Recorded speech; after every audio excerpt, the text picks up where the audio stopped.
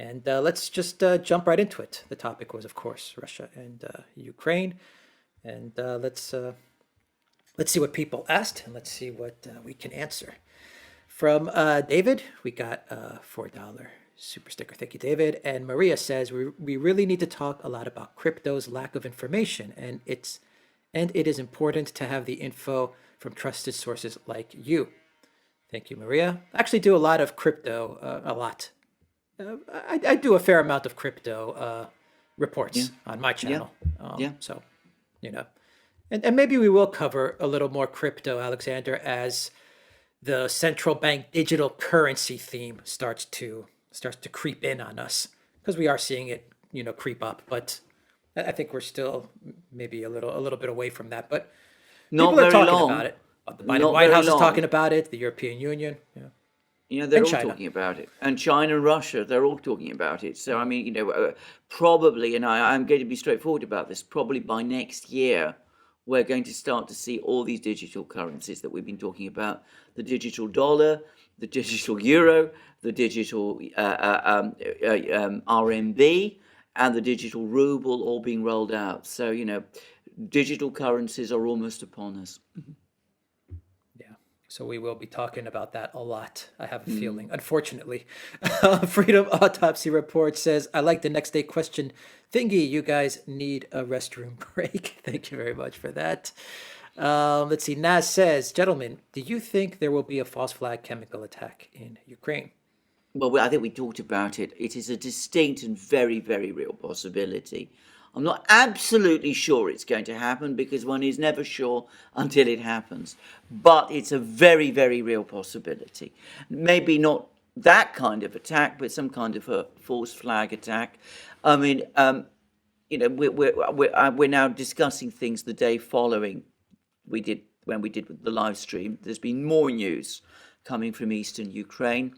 It looks as if the situation there is becoming increasingly critical for the Ukrainian military. I've received a report, which I cannot corroborate, that as many as 76,000 Ukrainian troops are encircled in different parts of the Donbass. If the Ukrainian forces in Donbass collapse, then of course Ukraine is in a desperate position. What can they do in that kind of situation? The only thing they can do to save themselves would be to try to involve the Western powers, NATO. And how do they achieve that? Well, through some kind of incident of the sort you've described. So it's a real possibility, and I think we need to be very, very alert to it. The narrative, Alexander, is really interesting. The narrative that I'm getting coming out of the Collective West media is that Russia is going to seize these facilities. Then they're going to initiate some sort of a false flag chemical or bio on the Ukraine people in order to blame this on Ukraine or the United States. That's what a lot of people are saying. And I find this really weird, because it's so convoluted. It's convoluted, but the most basic question is this. In order to initiate a successful false flag, don't you need to have a monopoly or a near monopoly on media, social media, soft power? Otherwise, what good is a false flag if you can't distribute it and disseminate it everywhere so that you get the people to believe it? I mean, absolutely. Russia won't be able to do it. No, of course not. I mean, the other thing, well, that's absolutely true. I mean, first of all, just to say, what you've described, what you've outlined is absolutely right, but it's so convoluted that already ought to make you deeply suspicious of this. That's the first thing to say. The second is, obviously, that kind of staging that kind of incident can only really work, especially in this kind of environment where, the Russians are present and they have all the resources to carry out on-the-spot investigations and all those sort of things. The only way you can do that is if you control the information space.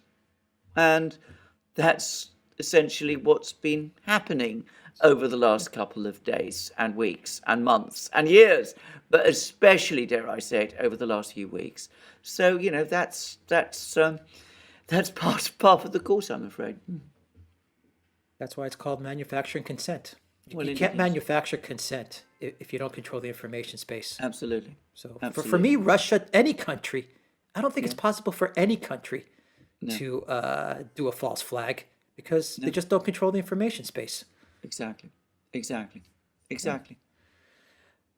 And that includes Syria with what That happened in includes Syria. Syria. Absolutely. Of course. Yes. I think it to me, I say that was a U.S. CI deep state, whatever you want to call it. That was a false flag because they control the information. Assad didn't control the information space. of So course not. anyway, Of course not. let's see. Beltine Cottage, thank you for that super sticker. Yifan, thank you for that super sticker. Yov, thank you for that super chat. Frank, thank you for that super sticker. And Christian, thank you for that super sticker. Christian.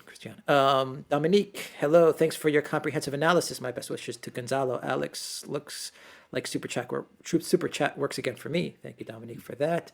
S. Padaval says the Pentagon also debunked the Afghan bounties for soldiers, garbage floated by U.S. intelligence. Why are they doing it? We don't know. I mean, in terms of Ukraine, I think the Pentagon is absolutely clear. It does not want to get drawn into a conflict with Russia. I mean, they know perfectly well how dangerous that would be. The amateurs in the State Department, some of the people in the Atlantic Council and the other think tanks, some people in the media might be, delighted at the idea of a conflict with Russia. The Pentagon knows how incredibly dangerous that would be. So I think that's their overriding thing. But I'm going to make a guess, actually, which is that uniformed military people, I'm not talking about all of them, but you know perfectly well that there are many people in uniform in the United States who are basically ideologues themselves. We know that. But military people in uniform, most of them are professionals. And one thing I know about professionals is that they really dislike being manipulated by amateurs. And I would not be at all surprised if that there is very little love lost between some of the, hard-bitten, professional, uniformed military people and the neocons and their outriders in the intelligence agencies, in Congress, and in the media. So it could very well be that there is that tension also. All right. Alan says, so far, Russia won, Belarus, Kazakhstan, and soon Ukraine within a year. Yeah. I mean, that's a very good point, actually. That is an extremely good point. I touched on something like that in an earlier video I did on my channel, by the way, that people don't understand this, but if you look at the sort of bigger picture, you can see that all these things are being gathered together in ways that ultimately are not in the West's interests. I don't think Putin had any plan to recreate the Soviet Union. I don't think he has such a plan. I don't think this is what this is all about. But bizarrely, because of the Western reactions and counter-reactions and all these things, it's effectively happening even as we're talking. I was looking this morning and I was, reading news on the Interfax news agency, which I should say is private and apolitical. But, already the Russians and the Belarusians are now working even further towards integrating their economies. Kazakhstan also, it seems. And, it's as if all the linkages that were broken up when the Soviet Union collapsed are now being recreated. The economic, political, administrative, military linkages. And it's all been done because of the way in which the neocons have sort of created this crisis, these multiple crises. And of course, Belarus and Kazakhstan Kazakhstan's a huge place. Belarus is a relatively small place. But Ukraine is the big one. And at the end of this, we're going to see a Ukraine pulled closer towards Russia. Yeah. Andy, thank you for that super sticker. And Command Unit says, any opinions on nationalization and reprivatization? I like to call the process patriotization or patriatia. How will the Russian economy look like? It'll look completely different in a couple of years. I mean, this is a program that I'd like to actually do because there's a lot to discuss here. I mean, there's a lot to discuss about the future of the ruble and the way in which, I mean, because Russia went in the 90s towards a profoundly, I mean, in the 90s and early 2000s, even under Putin, the Russian idea of forward progress was to integrate Russia fully into the world economy. So you attracted foreign investment, you made the ruble fully convertible so that money could go easily in and out of Russia, you joined all the Western financial institutions, and the idea was, the hope, the expectation was that that would lead to Russia becoming part of the world, the Western community of nations. Except, of course, it never quite worked out like that, because what happened was that the West, to the extent that it was ever interested in investing in Russia, always sought to invest in order to penetrate the Russian market or to gain access to Russian raw materials. And there's a fundamental difference, for example, between Western investment in China. China doesn't have a convertible currency. So the reason why the West invested in China, why factories were opened in China, was to make goods cheaply in China that could be exported back to the West. So it was benefiting companies, Western companies, by outsourcing their manufacturing to a cheaper location, which was China, exporting to the West, and that was what they were doing. When Western companies opened factories in Russia, it was in order to sell goods in Russia to the Russian market, and then bring those goods, bring the money, the profits from those goods that were sold in Russia through the convertibility of the ruble back to the West. Now, what is going to happen is that with the ruble, like the RMB, becoming a controlled currency, that option really isn't going to be there. So what I suspect is going to happen is, because it's going to become much more difficult for Western companies to repatriate profits out of Russia, they will essentially either change their investment strategies in that country, or more probably they'll start to leave, and we will start to see Russian industrialists and manufacturers taking their place, and those of other countries which are closer to Russia, like China, India, and Iran, Turkey, and the rest. So it's going to lead to a completely different situation within the Russian economy. Now, that is a huge topic. I've just summarized it extremely briefly. It touches on your point about nationalization.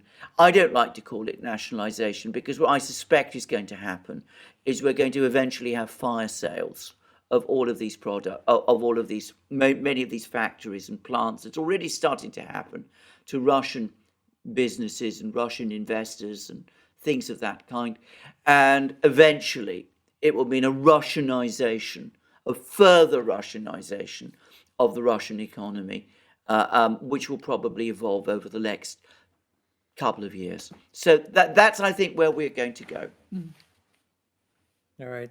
Gregory Casey says, how can Israel possibly insert itself into the conflict and suggest talks between Zelensky and Putin take place in Jerusalem when Israel has been arming, supporting Ukraine, and Israeli ex-special forces are on the ground fighting?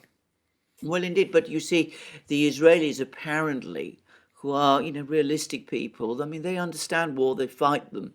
Apparently, they've told Zelensky, look, you have to come to a deal with the Russians because you're going to lose. And Bennett apparently told Zelensky, at least this is what the media in Israel is saying, that the only way forward for you is to agree to Putin's demands, because the longer you hold out, the more difficult your situation will become.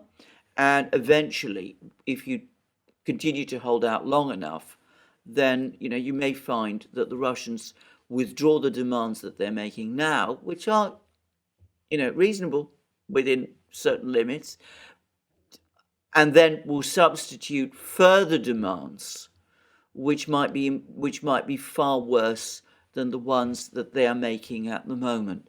So the fact that the Israelis have provided military support to Ukraine in the past perhaps gives the Israelis some leverage over the Ukrainians, because they're also able, through that leverage, to explain the realities to the Ukrainians, which no other Western country seems willing to do.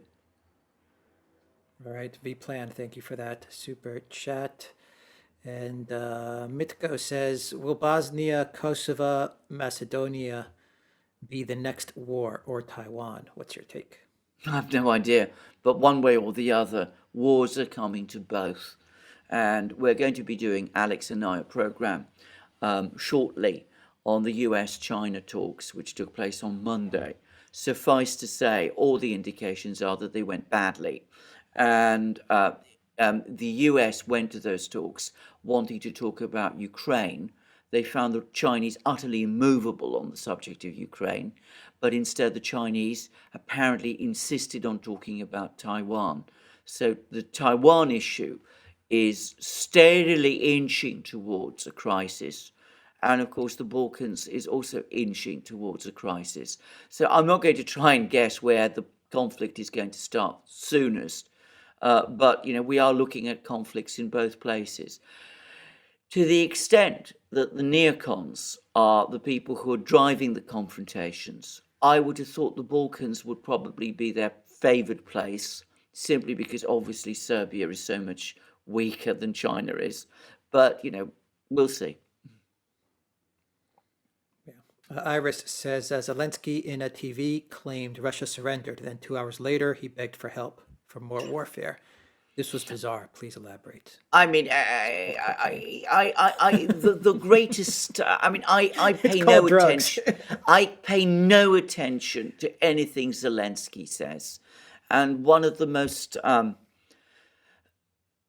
ludicrous aspects of this whole conflict is this concerted attempt that's been made in the West to try to build him up into a kind of Churchill figure. I mean, it's just bizarre is all I can say. Of course, he says one thing and then he says the next thing, something completely different. And he does it often, as you've correctly said, over the course of the same speech. So it's just ludicrous.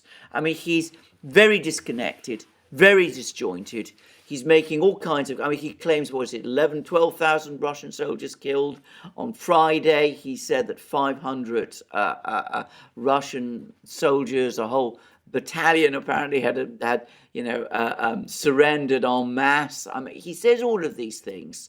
And, I struggle to understand why people take it seriously.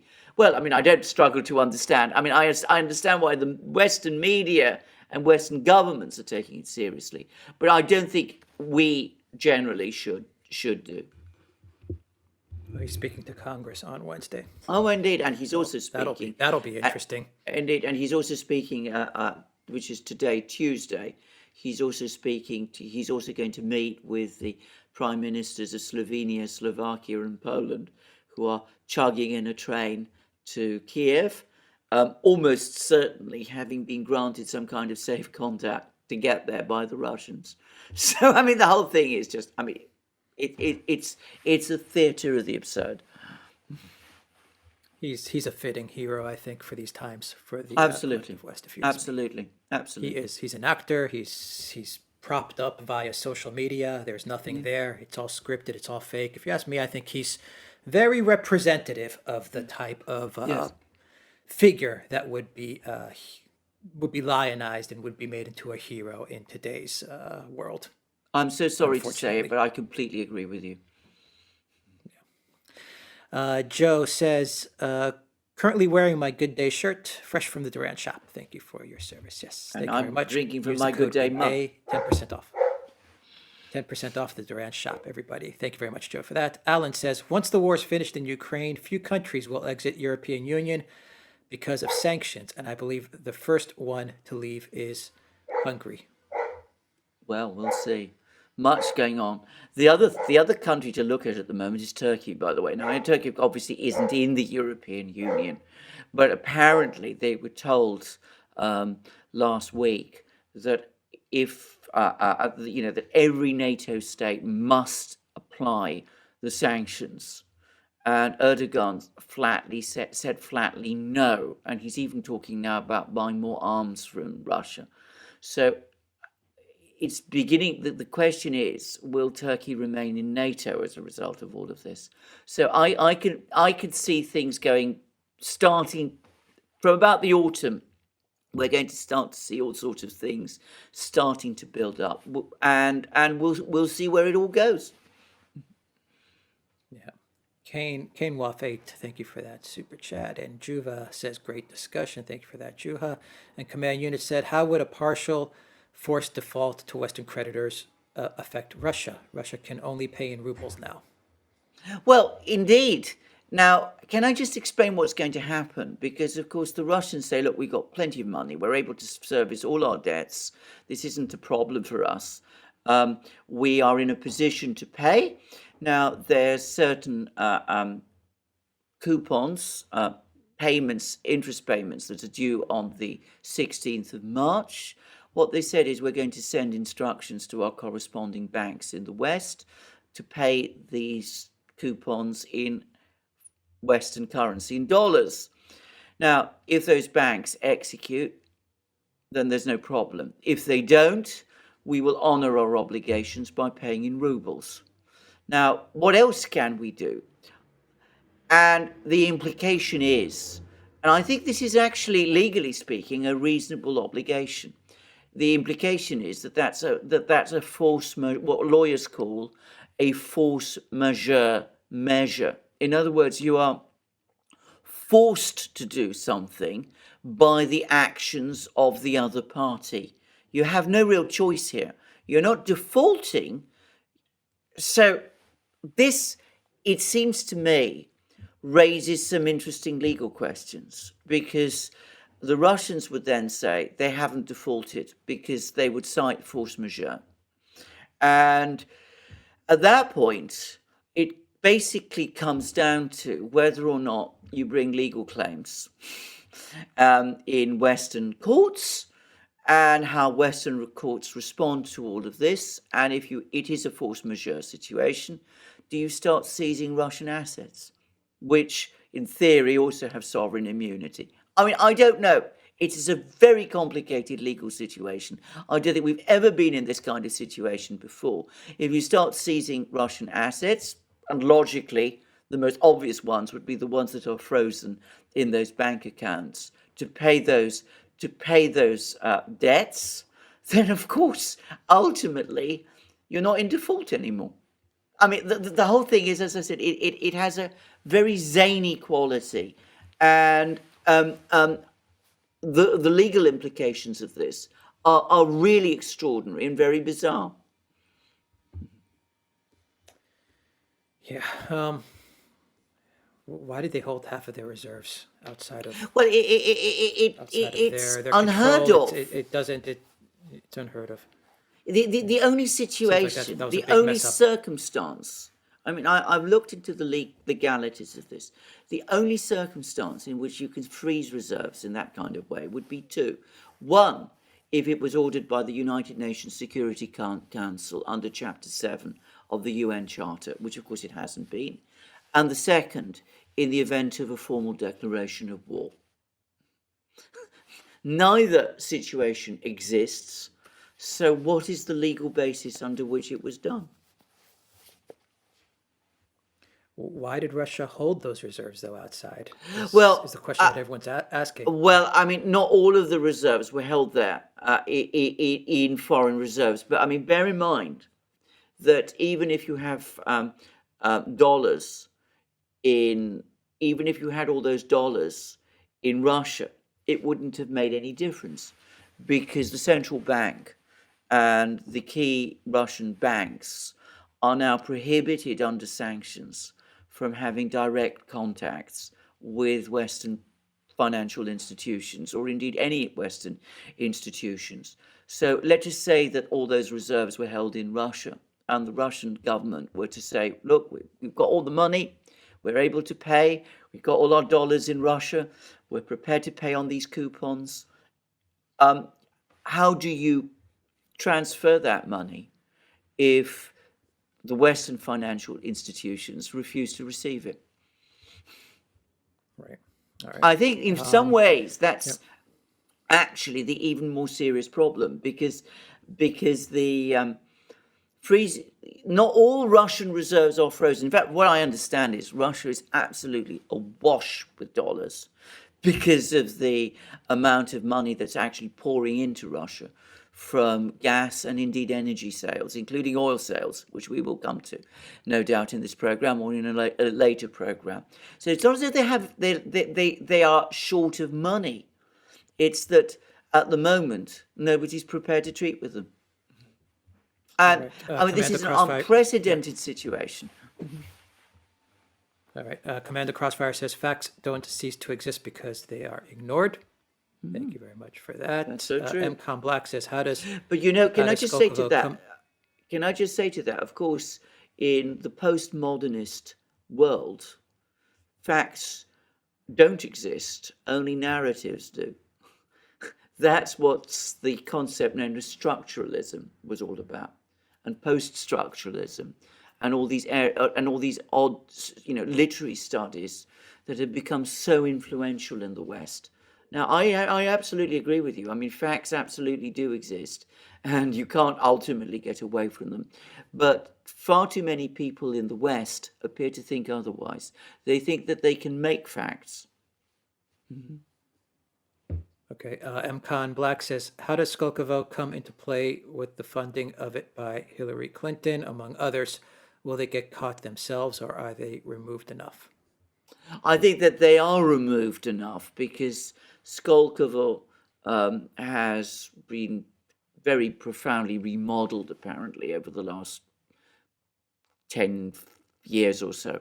All I would say is I always thought the Skolkovo thing, which was very much part of the reset, Obama's reset and all that, was a misconception. It was a kind of attempt to try and use Western money and Western expertise and Western Silicon Valley technology to try and reproduce something similar in Russia. And actually, there were all kinds of Russian institutions that were, I know, very angry about the whole Skolkovo idea. And from what I've been able to work out over the last 8 years or so, since the sanctions started to hit in back in 2014, the emphasis anyway has tended to switch back to those institutions. I mean, there was an already very advanced or fairly well developed high technology hub at a place called Zelenograd, which was not far from Moscow. And the real emphasis anyway was being focused on the various institutions and parts that were controlled by the Rosneft Corporation, about which we know very little because they're connected with the military-industrial complex. Sergey says, what will happen to the UAE dirham when the US dollar falls? Will it still be tied to the USD? I don't think so. I think that the Saudis, the UAE, all of these countries will simply readjust as they did in the 70s. I mean, people don't know this, but until the early 70s, the price of oil was actually tied to gold. That was the actual link. Then, of course, the US came off the gold standard in 1971, or at least not quite, it wasn't the gold standard, but Nixon severed the remaining residual link between the USD and gold, and the USD became a fiat currency. And then there was this negotiation between the US and the Saudis, whereby the US and the Saudis agreed that in return for the US providing security guarantees to Saudi Arabia, the Saudis would in return only sell their oil for dollars, for USD, and they got the rest of OPEC to agree to that. So the result was the petrodollar was then born, and around the petrodollar, the whole reserve currency status of the dollar was essentially reconstructed. So that was how it was done. But before that happened, oil prices were linked to gold. All right. Elena Diaz says, what do you think China's endgame on backing Argentina's claim on the Falkland Islands against the UK? I didn't know that they had that end game, that was even happening. I'm afraid this isn't a topic I know very much about. But both Russia and China have excellent relations with Argentina. They had excellent relations, obviously, with the Kirchner government. Then there was the right-wing government that followed, which became closer to the US, but the Chinese and the Russians maintained good relations with it. And they're now got very good relations with the present Argentine government. So it's unsurprising, I suppose, that they support the Argentine position on the Falklands, Malvinas Islands. I don't think that they have any particular motivation to go beyond that. And given that both China and, of course, especially Russia now have very bad relations with Britain, why wouldn't they support a country with which they're friendly and which is friendly to them, which is Argentina, against a country, Britain, which is neither friendly to both of them? All right. Commander Crossfire says mass rally in support of Russia held in Belgrade. I heard about it. We saw that. I saw those. Yeah. I saw those videos.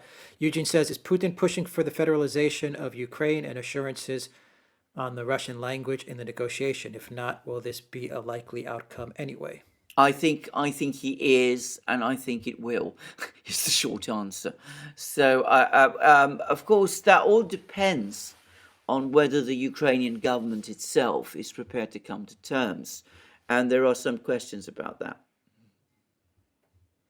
Gino Passos says, the world map of countries that sanction Russia seem to be the current empire map in shrinking. No, it's exactly the same. I mean, it's very striking that no country outside the collective West has gone along with this. Singapore only to a very tepid degree, or so I understand.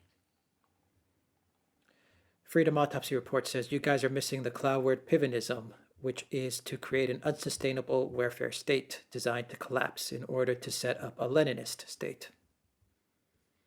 Well, possibly. I mean, we will see. I mean, whatever's going to happen, we're going to have massive economic turbulence over the next couple of years. No one should be under any doubt about this. And there was that book by Naomi Klein, I think it was, a couple of years ago, about chaos, the chaos doctrine, and collapse everything. I come back to what I said. I think it's less likely to result in a Leninist state. It's more likely to result in systems collapse. From Toilet Sauce, the French are calling for a ceasefire because that worked so well for the last 8 years. The French are calling for a ceasefire, and so are the Germans, because they want to save the Ukrainian military in eastern Ukraine. And there was a very, very tough conversation between Putin, Macron, and Scholz a couple of days ago, in which the French and the Germans were pushing very hard for a ceasefire, and Putin said no. Local ceasefires to get people out of cities, yes, but an overall ceasefire, no. Because Putin made that mistake in 2015 with Angela Merkel. Yeah. The same exact mistake. And he said yes at that point in time, and when you had the Minsk Accords. So he got fooled there, but doesn't look like he's going to get fooled twice. Commando Crossfire says, given the costs suffered by Russia for intervention, in for a penny, in for a pound, possibly of annexation of Ukraine, benefits, drawbacks, Ukraine's trial with independence proven unviable thus far. Yeah. I am absolutely sure that there are people in Moscow and in the Kremlin and in the government who are saying exactly that. I'm not sure how influential they are. I suspect some of them are very influential, but I'm absolutely sure that there are people saying that, and I'm sure they've been saying that for some time, by the way, even before this conflict started. Moro, thank you for that super chat. Hey Man says, narcissist fell in love with his own reflection, rejecting all reality in turn for a chance to admire his own beauty. Someone who values vanity over survival cannot be controlled. Their prestige means more than their well-being. Well, I think that's true. I'm not quite sure who you're referring to, but I think that is true. As a general statement, if you mean the hubristic leadership of the collective West, then I completely agree. Eugene says, do you think Russian-speaking Ukrainians in typically pro-Russian parts of the country, excluding the DPR, LPR, like Kharkov and Odessa, will still favor Russia over the West once this war is over? Yes, it's the short answer. I'm going to make a straightforward observation. Again, I've been following the news here. It seems that the Russians are now in full control over the entirety of Kherson region, which is this area in the south. My own personal view is that it's not going back to Ukraine, at least not in any particular format that it was recognizable previously. And I think that's now a done thing. And not just Kherson, which is a Russian-speaking region, but I suspect more and more of them. Dan Noya says it appears to be the destruction of the private central banking system and Klaus's unaccountable deep state and the return of individual sovereign countries. Most of us in the US welcome it. I agree. I think that is actually my own personal view, is that rather than achieve the Great Reset, that is the more likely outcome. My concern is less that we're going to have a globalized system. I don't think that's going to happen. I don't think we're going to have a single globalized system. My worry is that we're going to end up with two systems which are very similar to each other, in the sense that both will have credit scores, digital currencies, globalized, very similar globalistic sort of structures, and they will be facing off against each other. We have the Russian-Chinese bloc, and we'll have the Western bloc, and it will not be an ideological conflict anymore, because the structures of the two will be actually, when you drill down, very similar to each other. And that, I think, is a real danger. I think it's a very real danger. It's not being talked about very much. Nitswitch says, I agree with Gonzalo. Russians will not forget this, as I will never forget my government in Germany trying to force me to get jabbed. Can I just say something? I won't forget this either. I mean, I have been deeply shocked by the explosion that we've seen over the last few days and weeks. As I said, I had not appreciated how deep this visceral loathing of Russia actually is, and how very widely it is shared. And I have to say this, I don't think it's just been something that's been artificially created. I suspect that it was basically always there within Western societies. And I find it very disturbing. I don't know where it comes from, but like Gonzalo, I will never forget this. And of course, the Russians never will.